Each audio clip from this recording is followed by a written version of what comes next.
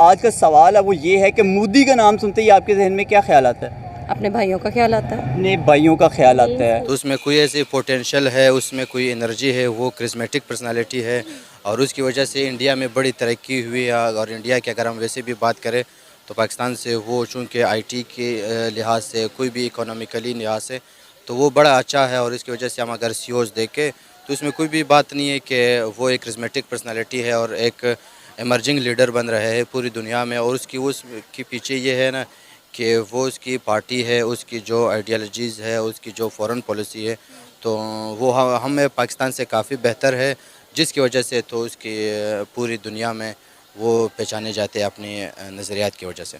आपको पता है इटली की पीएम ने कहा है कि नरेंद्र मोदी यानी कि इंडिया के प्राइम मिनिस्टर पूरी दुनिया में सबसे ज़्यादा चाहे जाने वाले लीडर हैं। ये तो बड़ी अच्छी बात है। हमारे हुक्मरानों में इससे सीखना चाहिए कि अगर वो इंडिया जो हम एक साथ आज़ाद हुए थे तो इतने करिस्मेटिक पर्सनालिटी हो बन सकते तो वह नॉट वी तो पाकिस्तान के लीडर्स क्यों नसते। तो इसमें से पाकिस्तान लीडर्स के लिए एक अच्छी सबक है, उनको सीखना चाहिए इनसे। तो मोदी के चूँकि इंडिया की बड़ी प्रॉपर्टी लाई है, तरक्की लाई है तो ये बड़ी अच्छी बात है। हमारे नरेंद्र मोदी के बारे में अपने मुल्क के लिए वो बहुत पेट्रियटिज़म पे बिलीव करता है और अपने मुल्क के लिए वो बहुत अच्छा है। ये हिंदू है। दूसरा ये कि किसी लिहाज से अच्छा भी है, किसी लिहाज से बुरा भी है। पब्लिक के साथ अच्छे हैं ना, ईमानदार है ना। हमारे यहाँ पे क्या चल रहा है? कुछ भी नहीं चल रहा है। नरेंद्र मोदी के आने के बाद, इक़्तिदार में आने के बाद उनके जो फॉरेन रिजर्व्स हैं वो चले गए हैं 600 अरब डॉलर पे। लोग फिर कहाँ पे हैं? 600 अरब डॉलर उनके रिजर्व्स हैं, हमारे मांगे तांगे पैसे पड़े हुए हैं वो जो हम इस्तेमाल नहीं कर सकते। बात हम करते हैं इंडिया से मुकाबले की, लड़ाई की, जंग की, हम तो 1 घंटा जंग नहीं कर सकते। इस आज का सवाल है वो ये है कि मोदी का नाम सुनते ही आपके जहन में क्या ख्याल आता है? A great leader of Asia, central Asia में उसने बड़ी अच्छी इस्टेब्लिशमेंट की है और अपनी कंट्री के लिए बहुत डिवोशन दी हैं। ऑल दो उसके पास पे बहुत सारी क्रिटिसिज्म है, उस पर बहुत क्वेश्चनेबल चीज़ें हैं, लेकिन फिर भी जो आज दुनिया के सामने वो बन के आया है वो एक ग्रेट लीडर बन के आया है। बिल्कुल सर, जैसे कि वहाँ की बात करता हूँ मैं कि इंडिया के हवाले से तो जिस तरह उसने डेवलपमेंट की है अपने टेन्योर में, लोग वहाँ को बड़ी दाद देते हैं, बड़ा कहते हैं कि जी बहुत अच्छी डेवलपमेंट की है। क्या कहेंगे इस हवाले से? उसने जो है ना इंटरनेशनल रिलेशंस पे काम किया है। उन्होंने अपनी एक पॉलिसी जो अपनी फॉरेन पॉलिसी है उसको बहुत जल्दी बनाया, उसको बहुत जल्दी जो है वो क्या कहते हैं लोगों के सामने लाई। और आप देखें कितना बड़ा यूक्रेन का इशू बना, उसमें रशिया और अमेरिका जो आमने सामने आ गए, यूरोप आमने सामने आ गया। इंडिया जो रशिया का अलायंस है उसको कोई फ़र्क नहीं पड़ा। क्यों? उसने एक अच्छी पॉलिसी बनाई है सेकुलर कंट्री होने के नतीजे। अब हम इस्लामिक रिपब्लिक है और हमारे पास कोई इस्लामिक पॉलिसी भी नहीं है फॉरेन। जो इतनी हमारे पास 1400 साल की हिस्ट्री है, उसमें इतने सारे सफ़ीर गुजरे हैं, इतनी सारी पॉलिसी, आप उसी की कोई बुनियाद बना ले, बट कोई ऐसी पॉलिसी नहीं है। जी, जो इंडिया में उनकी जो एक लॉजिक है वो मैं आपको बड़ी आवाम से शेयर करता हूँ। इंडिया में एक चीज़ चलती है, मोदी क्या है, उसका ना अपना बच्चे हैं, ना उसके वालदैन हैं, ना ही उसकी कोई आवाम क्या सोच रही है कि इसका कोई भी आगे पीछे खाने वाला नहीं, लिहाजा हम इसको सिलेक्ट करते हैं। और इसको अगर हम सिलेक्ट करते हैं तो इसने कितना को खा लेना है। जबकि इंडिया में देखा जाए वो अगर मोदी है वो 3 दफ़ा क्यों सिलेक्ट होने जा रहा है, मुझे लगता है कि ये चलता ही रहेगा। अभी वो अनपढ़ है, उसके पास कोई एजुकेशन नहीं है, सिर्फ और सिर्फ आवाम की सोच। मैं आपको आपके इस चैनल से बिल्कुल हकीकत बता रहा हूँ कि वो आवाम सिर्फ ये सोच रही है इसने मुल्क के लिए बहुत कुछ करा। और बाकी उसने, मोदी ने मुल्क के लिए बहुत कुछ किया है। उसने आईटी डिपार्टमेंट में बहुत ज़्यादा कुछ किया है। उसने इंडिया की जो उनकी इकानमी है उसको स्ट्रांग करने में बहुत ज़्यादा किया। उसने अपनी आर्मी डिपार्टमेंट को बहुत ज़्यादा स्ट्रांग किया। उसने अपनी पुलिस डिपार्टमेंट को स्ट्रांग किया। यार ये चीज़ें पाकिस्तान में भी चाहिए। हम लोग, हमारे सियासतदान उनसे सीखें। हम लोग उनसे अभी बहुत पीछे हैं, वो हमारे साथ आज़ाद हुआ है और क्या कर रहे हैं हम लोग, किधर जा रहे हैं। के लिए जो मेरा आज का सवाल है वो ये है कि मोदी का नाम सुनते ही आपके जहन में क्या ख्याल आता है? अपने भाइयों का ख्याल आता है। अपने भाइयों का ख्याल आता है। पूछें कि क्या शैतान? अच्छा, मतलब आप भाइयों को शैतान समझते हैं? नहीं, सब नहीं, सिर्फ हमारे। अच्छा, ठीक है। अच्छा, पब्लिक के साथ अच्छे हैं ना, ईमानदार है ना। हमारे यहाँ पे क्या चल रहा है? कुछ भी नहीं चल रहा है। हमारा यहाँ पे देखे ना, ये लोग तमाशा बना रहे हैं, इंटरव्यू चल रहा है, लोग मजाक कर रहे हैं। आप जैसे जो बात, हमारा पाकिस्तान तो उसमें आगे जा ही नहीं सकता ना। क्यों नहीं जा सकता? किस तरह जा सकता है? अपनी मेंटालिटी चेंज ही नहीं करना चाहते हैं, अपनी सोच को बदलना ही नहीं चाहते हैं। जब सोच ही नहीं बदलेंगे तो आगे कैसे जाएंगे? मुझे तो वो ये है कि नरेंद्र मोदी जो इंडियन प्राइम मिनिस्टर है, उनका वर्ड सुनते आपके माइंड में पहली चीज़ अभी क्या आई है? नरेंद्र मोदी के बारे में अपने मुल्क के लिए वो बहुत पेट्रियटिज़म पे बिलीव करता है और अपने मुल्क के लिए वो बहुत अच्छा है। लेकिन अगर देखा जाए तो जैसे हमारे मीडिया ने हाइप क्रिएट की हुई है अपने मुल्क के लिए, तो वो ठीक है। वो बीइंग हिंदू अगर हिंदुत्व के लिए कर रहा है काम, तो हमारे एरिया में भी कुछ लोग हैं जो इस तरह के कल्चर को प्रमोट करते हैं और वोट लेते हैं।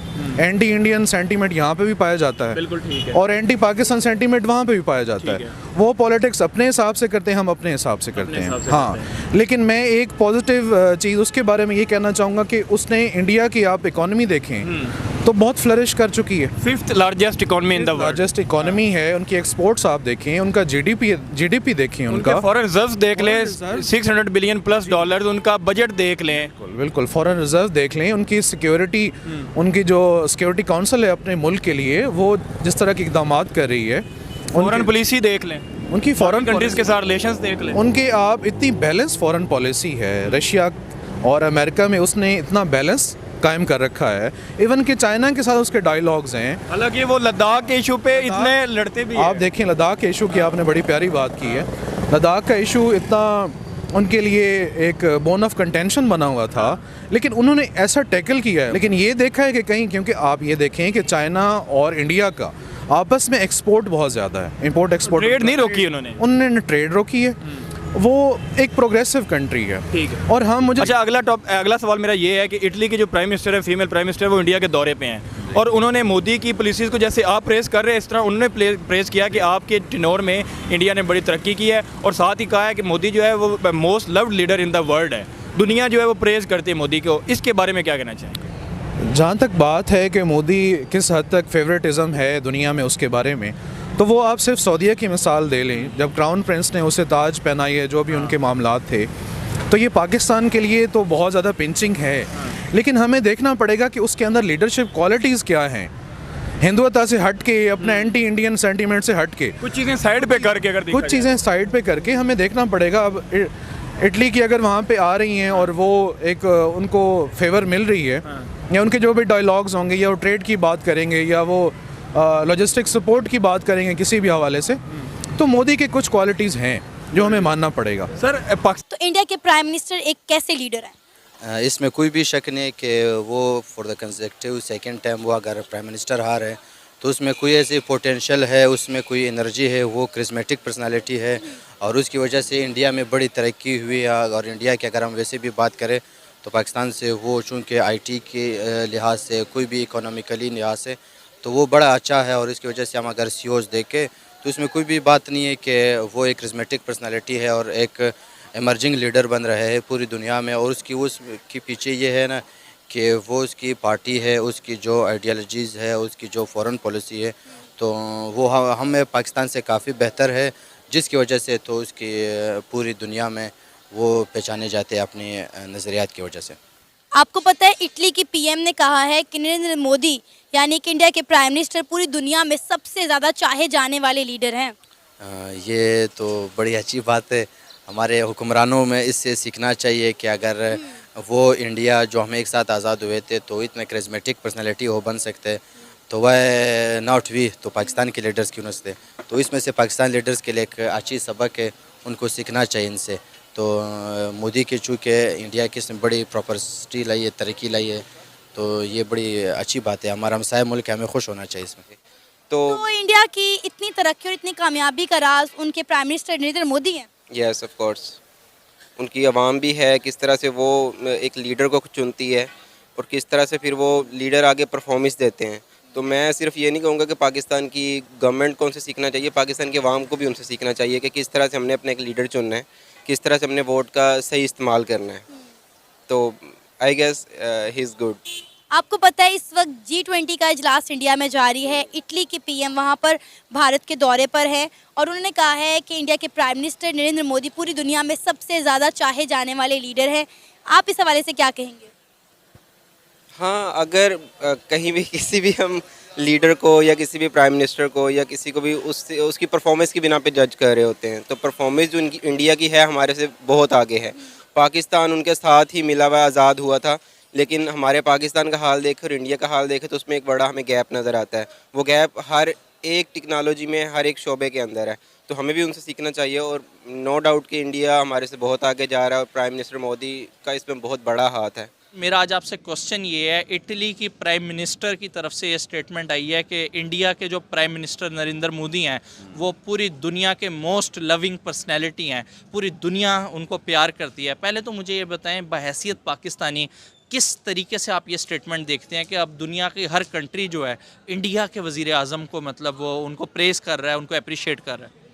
इंडिया कर रहा होगा जी, इंडिया के पास सोर्सेज हैं, इंडिया के पास वसाइल हैं और वो अपनी आवाम को दे भी रहा है। और जिस तरीके से नरेंद्र मोदी को पूरी दुनिया में अप्रिशिएट किया जा रहा है, क्या बहैसियत पाकिस्तानी आपको लगता है अगर कोई काम सही कर रहा है तो हमें भी बड़ा दिल करके उसको अप्रिशिएट करना चाहिए?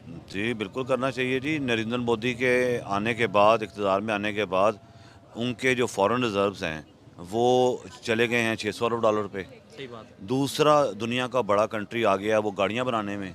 सही बात। गाड़ियाँ वो वहाँ पे बन रही हैं, एक्सपोर्ट वो कर रहे हैं। जापान को पीछे छोड़ दिया। नहीं, दूसरा है वो ईस्टर्न मुल्क। और वहाँ से बस, ट्रैक्टर, ट्रॉली वहाँ बना के दूसरे गल्फ अपना सिटीज़ में उनके पास इतनी उनकी एक्सपोर्ट बढ़ गई है। हम लोग फिर कहाँ पे हैं? 600 अरब डॉलर उनके रिजर्व्स हैं, हमारे मांगे तांगे पैसे पड़े हुए हैं वो जो हम इस्तेमाल नहीं कर सकते।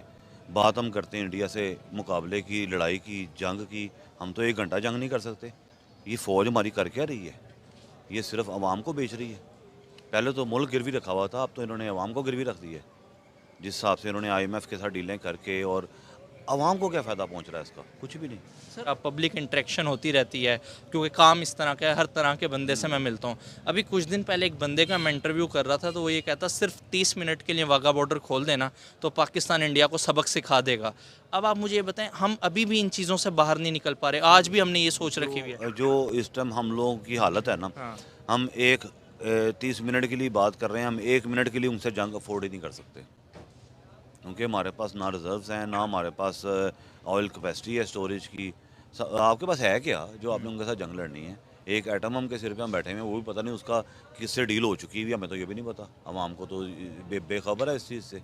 हमारे पास अब दुनिया में जो हम डिफ़ॉल्ट के करीब कह रहे हैं पहुंच गए हुए हैं, हमारे तो मिनिस्टर ने कह दिया हम डिफ़ॉल्ट हो गए हुए हैं। सही बात है। हम जो पाकिस्तानी बाहर बैठे हुए हैं उनसे बात करते हैं, वो कहते हैं जी आपको तो पता ही नहीं है, आप तो मासूम हैं, हमें तो यहाँ बैठे हुए पता है पाकिस्तान डिफ़ॉल्ट कर चुका हुआ है। और आप जाएँ श्रीलंका में डिफ़ॉल्ट हुआ था तो क्या हो रहा था? यही हो रहा था कि आटा एक दिन 50 रुपये है तो अगले दिन 100 रुपये है, उससे अगले दिन 150 रुपये है। तो पाकिस्तान में क्या हो रहा है? सर, 31% महंगाई हुई थी श्रीलंका में, श्रीलंका डिफ़ॉल्ट कर गया। हमारे 42 से भी बढ़ गया। 42 से भी बढ़ गए। हाँ, तो अभी तक डिफ़ॉल्ट नहीं हुआ। तो हम क्या डिफ़ॉल्ट नहीं हुए? हम डिफ़ॉल्ट हो चुके हुए हैं।